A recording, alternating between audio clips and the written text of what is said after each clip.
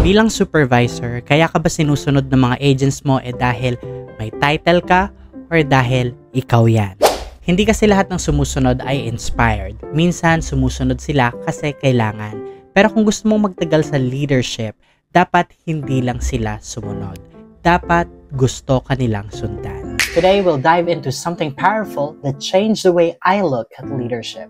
The 5 Levels of Leadership by John Maxwell. Kasi hindi lahat ng leadership ay pare-pareho. Merong mas effective, meron ding mas long-term. Bilang bagong TL or kahit tenured ka pa, minsan mapapaisip ka, am I doing this right? Bakit walang impact kahit pa ulit-ulit na akong nag-coach? Bakit parang hindi nila ako siniseryoso?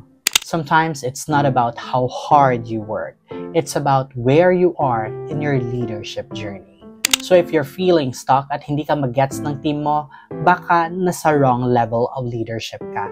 And it's time to level up. First level of leadership is position. Ito yung title-based leadership. Sinusunod ka kasi boss ka.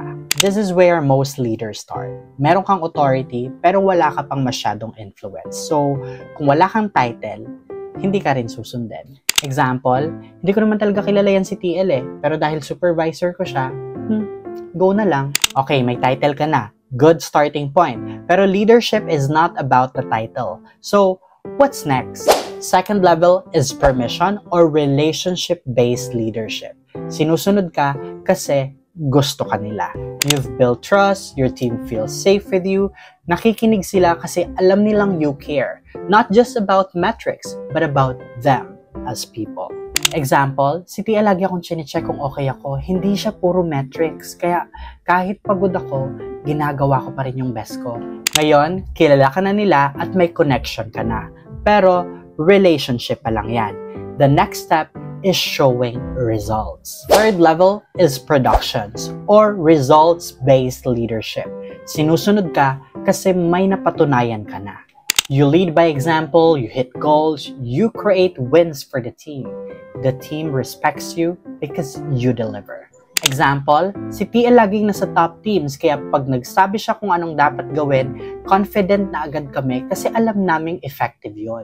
Pero ang tunay na leader, hindi lang performer, dapat developer din. Let's go to the next level. Fourth level is people development or empowerment leadership. Sinusunod ka nila kasi pinalalago mo sila. You invest in your team's growth. You coach not just for metrics, but for mastery. You're raising leaders, not just followers. Example, si TL siya nagturo sa akin kung paano mag-de-escalate kahit ng mahirap na call. Kaya ngayon, hindi na ako natataranta. Minsan parang TL na nga rin ako mag-isip. And once you've consistently developed people and made an impact beyond numbers, you reach the rarest and highest level of leadership. That's pinnacle or legacy leadership. Sinusunod ka kasi ikaw yon. Very few reach this. People follow you not because of what you've done, but because of what you've become. Your influence lasts even when you're not in the room. Example, si TL kahit nasa ibang team na, idol pa rin namin. Hanggang ngayon, ginagamit ko pa rin yung mga tinuro niya sa akin. So now the question is, sa 5 level na to, nasaan ka currently? And more importantly, saan mo gustong makarating? You don't have to jump from 1 to 5 right away. Leadership is a journey, pero dapat klaro ang direction mo. Tandaan, leadership is not just about compliance. It's about connection, competence, and character.